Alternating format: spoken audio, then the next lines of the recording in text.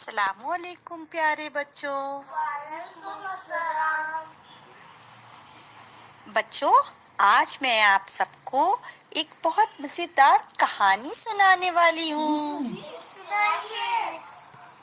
تو چلیے سنتے ہیں.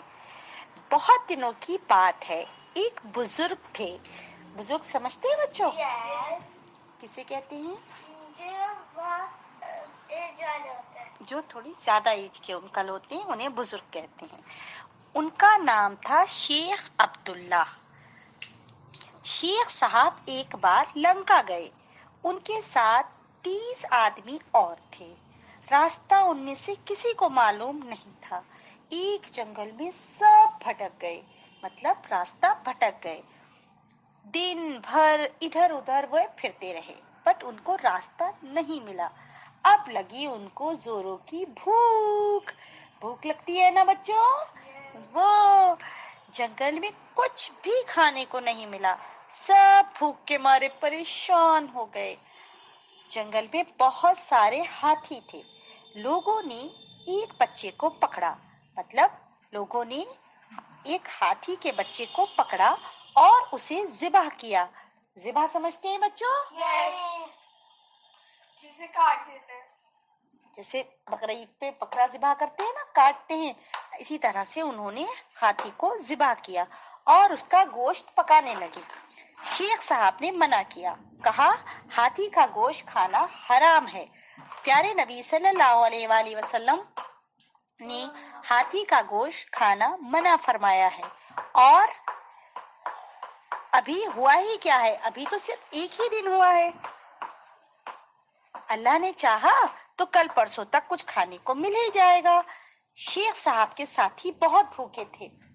انہوں نے شیخ صاحب کا کہنا نہ مانا. ہاتھی کے بچے کا گوشت وہ لوگ کھا گئے. لیکن شیخ صاحب نے وہ کھانا نہیں کھایا، یعنی وہ گوشت انہوں نے نہیں کھایا. انہوں نے کہا میں تو پیارے نبی صلی اللہ علیہ وآلہ وسلم کا کہنا مانوں گا. ہاتھی کا گوشت کھانا حرام ہے، میں ہرگز نہیں کھاؤں گا. اتنا بھوکا تو ہوں نہیں کہ نہ کھانے سے مر جاؤں. اس کے بعد سب سو گئے. آدھی رات کے لگ بھگ بہت سارے ہاتھی آئے. سب آدمیوں کو ان ہاتھیوں نے گھیر لیا. ہاتھی ہر آدمی کا منہ سونگھنے لگے اور مار ڈالتے تھے. انہوں نے ہاتھی ایسا کیوں کر رہے تھے بچوں؟ کیونکہ ان کے بچے کو انہوں نے کھایا تھا اور ذبح کر کے. تو وہ اسمیل کر رہے تھے، جس سے کہ جس نے کھایا ہے وہ اسے مار رہے تھے. ٹھیک ہے نا، ان کے منہ سے اسمیل آ رہی تھی اس گوشت کی، تو اس لیے وہ ہر اس آدمی کو مار رہے تھے جس کے منہ سے اس کے کھانے کی اسمیل آ رہی تھی. اس طرح انہوں نے سب کو مار ڈالا. لیکن جب انہوں نے شیخ صاحب کا منہ سونگا تو ہٹ گئے. پھر ایک بڑا ہاتھی بڑھا.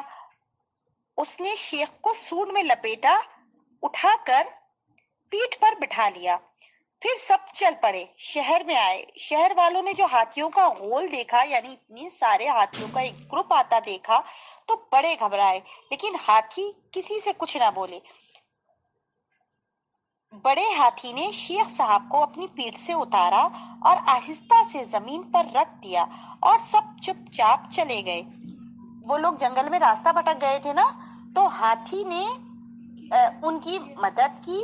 اور کیوں مدد کی؟ کیونکہ انہوں نے اس کے بچے کو نہیں کھایا تھا. اور کیوں نہیں کھایا تھا؟ کیونکہ حضور صلی اللہ علیہ وسلم نے منع کیا ہے کہ ہاتھی کا گوشت حرام ہے. Okay, very good. اب کیا ہوا؟ اب شہر کے لوگ شیخ صاحب کے پاس آئے.